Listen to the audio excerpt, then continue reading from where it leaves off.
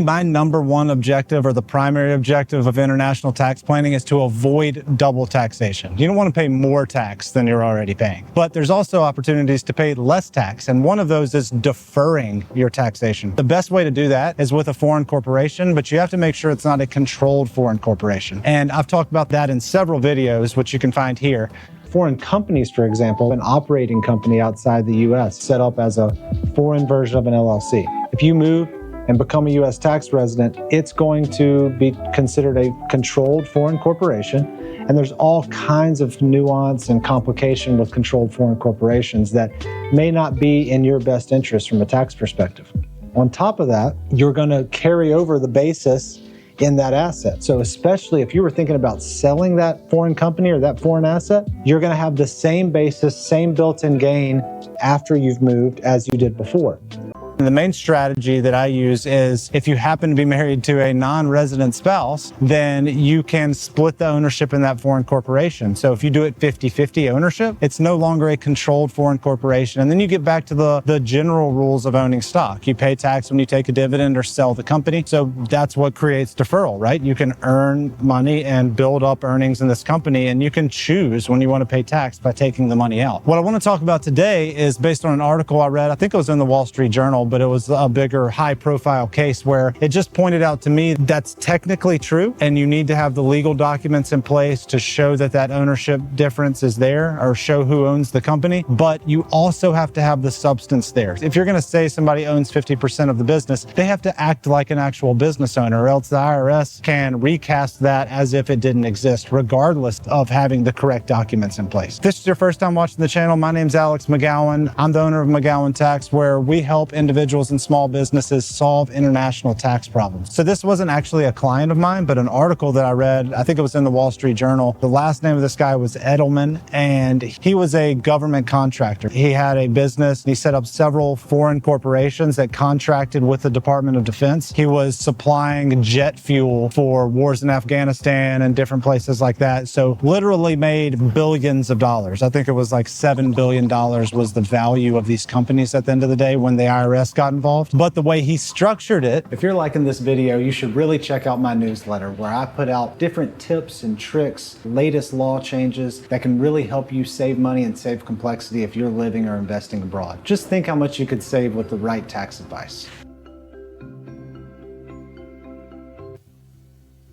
Was he had it, I don't know the full structure, but basically he had foreign corporations set up that was earning this money, and he had a French spouse, and he signed all of the ownership of the companies over to her. So first point is, that's a little aggressive, right? Like if you're going to say that somebody else owns the company, you really don't have to go that far. You just don't want it to be a controlled foreign corporation, and that just means 50%. But he went all the way in the other direction and said, I own nothing, she owns everything. So my guess is what he was doing is taking basically no income. She would take income out of the business as a French person living in a non-tax country, Monaco. So she's a French citizen, but not a French tax resident living in Monaco. She ends up paying no tax, taking money out of the business, and that can, probably gifting some of that money to him, ends up avoiding US tax altogether. So legally and technically, they had all the paperwork correct. They had her owning the companies. She was basically on the board of directors. I'm sure they had every T crossed and I dotted to make sure that legally that was correct. The problem is the IRS came in and said, what does she actually do for these companies in the capacity of an owner versus what does Mr. Edelman do in capacity as a non-owner? And it turned out that she did nothing. She didn't attend any board meetings. She wasn't on any emails. She wasn't negotiating with clients, which was the government in this case. Mr. Edelman was on every email. He was at the client sites, at the government sites, negotiating with people. He had all the contacts. He was at the board meetings. So the problem was you had 100% owner doing nothing, 0% owner acting like the owner of the business. So there's a doctrine called the substance over form doctrine, which basically says even if the form says one thing, the form of the transaction says this, if the substance says something else, then they go with the substance. So in substance, this guy was the owner of these companies, even though the form of the transaction was that she was. So the IRS recast the whole thing as if he was the owner, and now we have controlled foreign corporations. We have billions of dollars of earnings that are subject to subpart F, guilty. And on top of that, he had other things. I'm sure he was hiding money in Swiss bank accounts and things like that, which is a separate issue, but kind of goes hand in hand with the scheming in general that he was doing. So at the end of the day, he pled guilty to hundreds of millions of dollars of tax evasion. But the point of this is that the planning opportunity is still there. Maybe don't go so aggressive with zero ownership if you're actually doing things as the owner of the business. But if you do have one of these strategies, like many of my clients do, where you own foreign company 50-50 with a non-resident spouse, make sure that on top of the form being correct, the substance is there. It's not that hard to cross that barrier. Be on the emails, be on the board meetings, have your spouse and you at meetings together with the clients, just to show that each of you are doing things that an owner would do. And therefore, you have the form, you have the substance, the planning's there. Now we're back to this deferral strategy and you're all good. That's just a point that it's not always about making sure you